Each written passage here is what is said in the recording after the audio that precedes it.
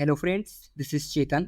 Recently Singapore में Shangrila dialogue हुआ और इस डायलॉग में चीनी कर्नल झाओ ने ये कहा कि भारत को अपने कमजोर इंडस्ट्रियल इंफ्रास्ट्रक्चर के चलते आने वाले दशकों तक चीन की बराबरी करने की कोई संभावना नहीं है।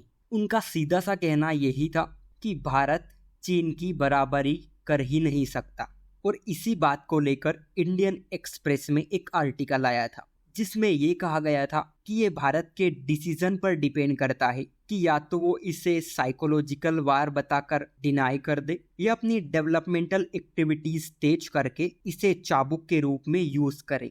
लेकिन कड़वा सच ये है कि परमाणु हथियारों से लैस और अंतरिक्ष शक्ति के बावजूद दुनिया के तीसरे सबसे बड़े रक्षा बजट के साथ भारत मिलिट्री हार्डवेयर का टॉप इंपोर्टर है। रूस पर military equipment and spare parts की डिपेंडेंसी के चलते भारत के सामने दो खतरे उत्पन्न हो गए। पहला, रूस और चीन की बढ़ती दोस्ती और सेकंड, यूक्रेन वॉर के बोझ तले दबे रूस के डिफेंस सेक्टर की स्थिति इतनी अच्छी नहीं रही कि वहां भारत को लगातार हथियारों की सप्लाई करता रहे। लेकिन हमारे पास इतिहास में एक अवसर था जब हिंदुस्तान एरोनॉटिक्स लिमिटेड की स्थापना हुई थी कि हम खुद से मिलिट्री इक्विपमेंट तैयार कर पाएं। लेकिन इतिहास में भारत की मानसिकता को समझे तो भारत विमान और इंजन डिजाइन की तकनीक हासिल करने में नाकाम रहा, जिसका एक बेहतरीन उदाहरण कावेरी इंजन जेट परियोजना है जो 1989 से लटकी हुई है। वहीं चीन ने 1949 में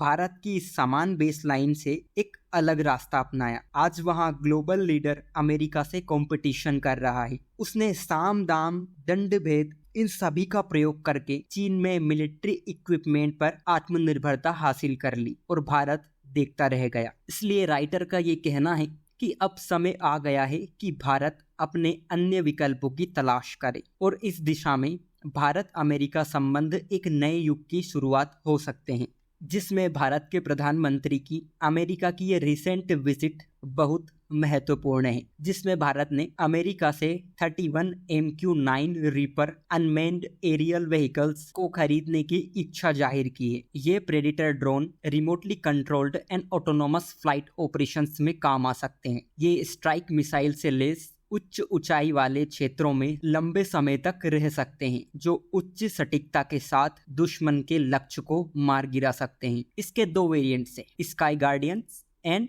सिबलिंग सी गार्डियंस, और इंडियन नेवी 2020 से MQ-9B सी गार्डियंस यूज कर रही है। लेकिन प्रधानमंत्री की यात्रा के क्या मायने हो सकते हैं? फर्स्ट तो ये कि यहाँ यात्रा अमेरिका और भारत के बीच पहले से ही मजबूत रक्षा साझेदारी को और मजबूत करती है, यानी डिफेंस सेक्टर में इन दोनों देशों के बीच कोऑपरेशन एंड कोलैबोरेशन को दर्शाती है। डिफेंस इंडस्ट्री कोऑपरेशन के लिए एक रोड मैप तैयार करना इसका एक महत्वपूर्ण परिणाम है, जिसका उद्देश्य तकनीकी सहयोग के माध्यम से भारत में रक्षा विनिर्माण को बढ़ावा देना, भारत के आत्मनिर्भरता मिशन के साथ संरेखित करना और आयात निर्भरता को कम करना शामिल है। यहाँ यात्रा संयुक्त राज्य अमेरिका के प्रमुख रक्षा भागीदार के रूप में भारत की मान्यता, मूलभूत समझौतों पर हस्ताक्षर करने के साथ दोनों देशों के बीच प्रौद्योगिकी साझाकरण को बढ़ाने की अनुमति देती है। यात्रा के दौरान हिंद प्रशांत क्षेत्र में भारत अमेरिका रक्षा साझेदारी के रणनीतिक महत्व को उजागर करती है। दोनों देश चीन की मुखर कार्रवाई पर चिंताओं को साझा करते हैं और सुरक्षा चुनौतियों का समाधान तलाशने की कोशिश करते हैं। वहीं स्पेस सेक्टर की बात करें तो Indus x initiative space sector में भारत अमेरिका के कोऑपरेशन को दिखाती है। प्रधानमंत्री की यह यात्रा रक्षा क्षेत्र में भारतीय और अमेरिकी कंपनियों के बीच व्यापक औद्योगिक सहयोग पर जोर देती है। अगर इस विजिट की आउटकम्स पर बात करें तो one of the major outcomes of this visit was the establishment of a road map of defence industrial cooperation, यानी इस रोड मैप का उद्देश्य दोनों देशों के बीच अधिक तकनीकी सहयोग के माध्यम से भारत में रक्षा विनिर्माण को बढ़ावा देना है, ताकि भारत और संयुक्त राज्य अमेरिका के बीच रक्षा क्षेत्र में मजबूत संबंधों को गति मिल सके। इस यात्रा के दौरान इंडस एक्स पहल का शुभारंभ हुआ, जो दोनों देशों के बीच रक्षा नवाचार जुड़ाव को एक नई गति प्रदान करता है। यह पहल अंतरिक्ष क्षेत्र में इंफॉर्मेशन शेयरिंग एंड कोऑपरेशन को बढ़ाती है। इस यात्रा के दौरान चर्चा ने भारत प्रशांत क्षेत्र में साझा सुरक्षा चुनौतियों से निपटने में अमेरिका भारत रक्षा साझेदारी के रणनीतिक महत्व की पुष्टि की। इस यात्रा ने defence technology and trade initiative में नई गति पैदा की, जिसका उद्देश्य डिफेंस सेक्टर में को प्रोडक्शन एंड को डेवलपमेंट को बढ़ाना है।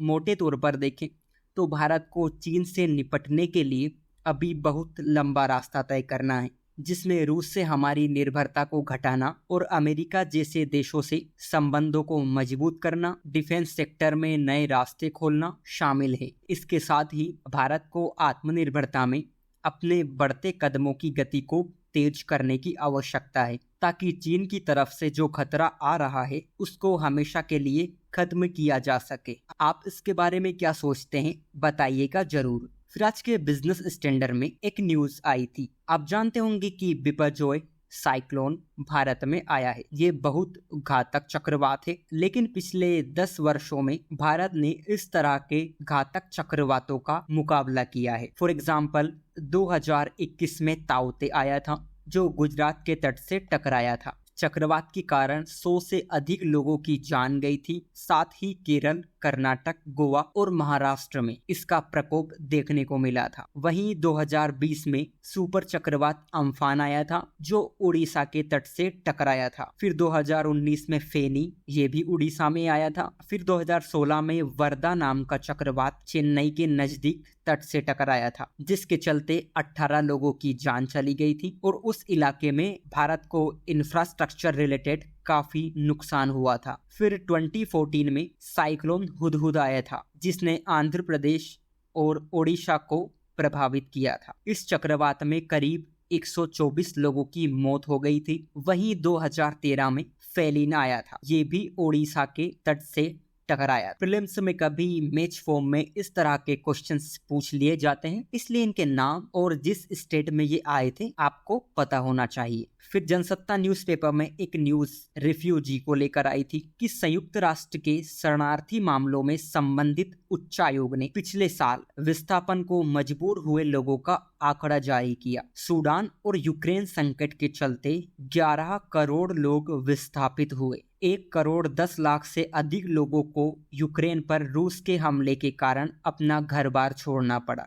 सेकेंड वर्ल्ड वॉर के बाद यहाँ पहली बार ऐसा है जब इतनी बड़ी संख्या में लोगों को अपना घर छोड़ना पड़ा। वहीं सूडान में संघर्ष के चलते अप्रैल के बाद से करीब 20 लाख लोग अपना घर बार छोड़ चुके हैं। इसी तरह कांगो, इथोपिया, म्यांमार में संघर्ष के कारण करीब 10-10 लाख लोगों को विस्थापित होना पड़ा और संयुक्त राष्ट्र के शरणार्थी उच्चायुक्त ने इसे मानवता के लिए कलंक माना। सीरिया, लेबनान, लीबिया में संघर्ष और विस्थापन की त्रासदी लोग देख ही चुके हैं। दुनिया के बहुत सारे देशों में अपने पड़ोसी देशों के साथ या तो आंतरिक संघर्ष चल रहा है या जातीय संघर्ष, धार्मिक कट्टरता, आतंकवाद, गृह युद्ध, गरीबी आदि वजहों से लोग अपना मूल निवास छोड़कर दूसरी सुरक्षित जगहों पर शरण पाने की कोशिश कर रहे हैं। दूसरे विश्व युद्ध की त्रासदी को लोग अब भी नहीं भूले हैं। उसके नतीजे रूह कपा देने वाले रहे। उसके बाद युद्ध, आंतरिक संघर्ष,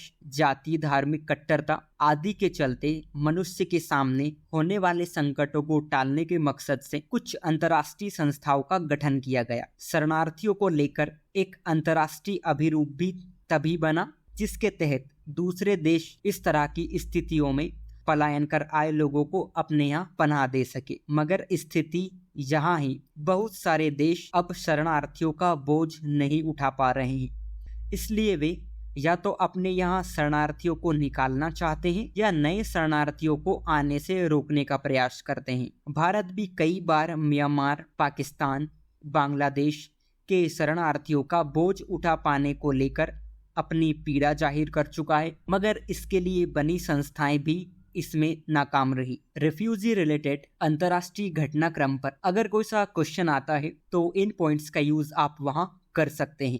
सो आज के लिए इतना ही। Thank you.